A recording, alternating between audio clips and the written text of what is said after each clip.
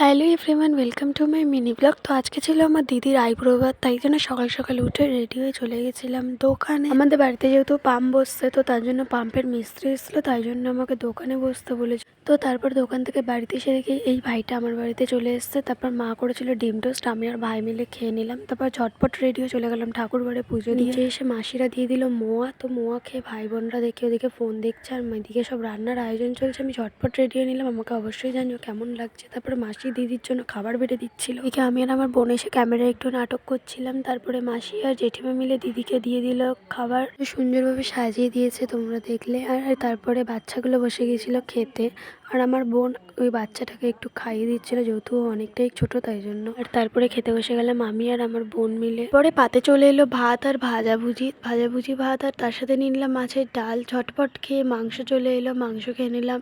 তারপর দিয়ে গেল মাসি চাটনি পাঁপড় খেয়ে পায়েস। তারপর একটু রেস্ট নেওয়ার পর সন্ধ্যাবেলা খেয়ে নিয়েছিলাম ডালের বড়া আর চা, সবাই মিলে গল্প করতে করতে। আমরা সবাই একসঙ্গে হলে খুবই মজা করি। তারপর আমার দিদি চলে গেল বাড়ি, তাই জন্য আমি আমার বোনরা সবাই ছাড়তে গেলাম, আর দিদি উঠে গেল ট্রেনে। তারপর দিদিকে টাটা করে আমরা চলে এলাম বাড়ি। তারপর আমার মাসিরাও চলে গেল, তারপর বোনুকে টাটা করে দিলাম। আজকের ভিডিওটা এইটুকুনি, ভালো লাগলো অবশ্যই লাইক কমেন্ট শেয়ার করো।